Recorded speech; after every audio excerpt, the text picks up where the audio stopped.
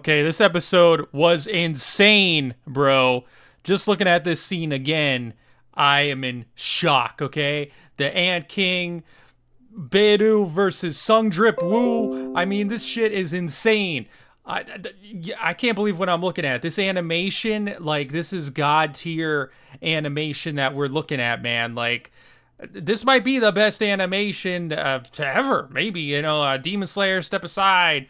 Jujutsu Kaisen, step aside, okay? Like, soul leveling is here, and with the aura, and they got everything, okay? It's not just aura, they got the god tier animation. This episode was insane. You really can't, say that enough. I didn't really, I mean, I knew it was going to be a good fight. I knew this episode was going to be crazy, but I didn't think it would be this crazy when he shows up. And, and also, like, I didn't expect Chahae to be that messed up. Like, I didn't expect her to be that beaten down. I mean, she didn't seem to be that messed up compared to the other guys, but apparently she's really messed up. And at the end of the episode, the elixir doesn't even do anything. So, like, hopefully she lives. She better live, because she is like best girl at this point, and she better live. Okay, we already lost another girl. We don't need to lose her. Okay, so hopefully she's got some plot armor, being one of the main cast, because she needs to live. But as for the fight goes, man, this fight was insane. And, like, how did the cameraman survive this fight? How did the cameraman not get blown away? We see him at the beginning, and I was like, the cameraman's got to be dead, right? Like, he's got to be cooked. There's no way this dude's alive. Like, how's this guy alive? I was like, what's going on here? Somehow it just, his camera went out, and the camera goes back on, and I kind of forgot that he was even alive, that I even saw him at the beginning of the episode, because I was so hyped up for the fight. And then, of course, everybody gets to see Sung Jin-woo on TV. Now, imagine, we went from nobody knowing that this dude is a S-rank hunter to now the entire country and Japan and probably the rest of the world is watching him on live television. Like, this is insane. Really, really nuts.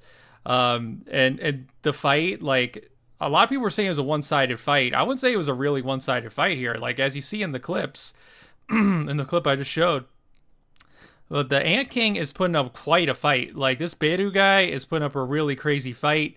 And, Sung Jin-woo's having to work for it. I mean, this dude did apparently, allegedly, kill Goto. We don't really know. They don't really show us, but we just know, like, Goto's not here. So he's probably, if he's not dead, he's defeated.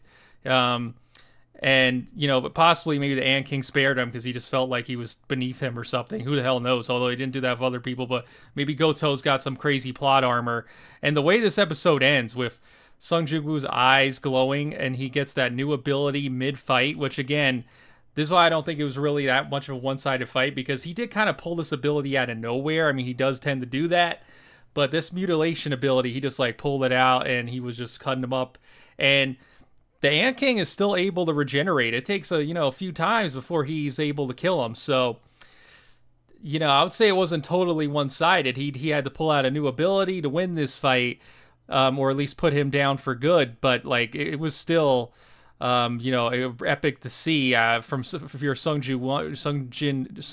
Drip Woo fan, because at the end here, when he's got the glowing eyes and everything, and he's looking over him, and when the Ant King tries to run away too, it kind of reminds me of, like, Kui trying to run away from Vegeta. Like, it really gives me that kind of vibe. Like, he just brings him down, except Vegeta would, he exploded Kui, but still, it gives me that kind of vibe. Same with Dodoria. Then he finishes him off with the attack. It also kind of gave me, like, Cell versus Super Saiyan 2 Gohan vibes. It gave me that kind of vibe as a Dragon Ball fan as well. And then at the end, we see Chahae here, and she is messed up. Hopefully Cha survives this. The elixir doesn't even work on her, so I don't know what's gonna happen. But we do kind of get a little hint. I hear the dragon at the end. We hear, like, a little screech. Hold on to play it. Turn on the sound here.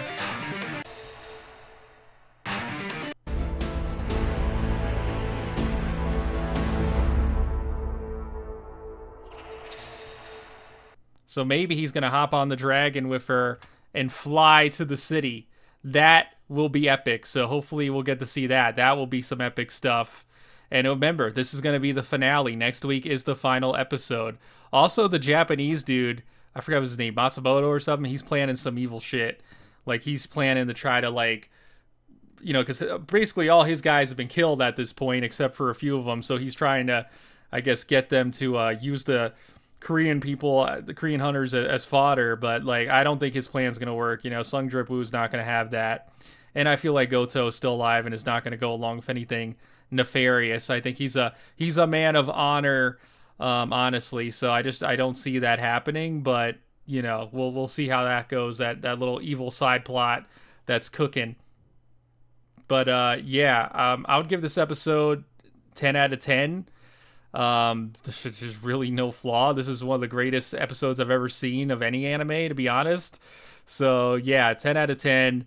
If you haven't seen it, go give it a watch. It's amazing. Wherever you are, have a fantastic day, and peace out.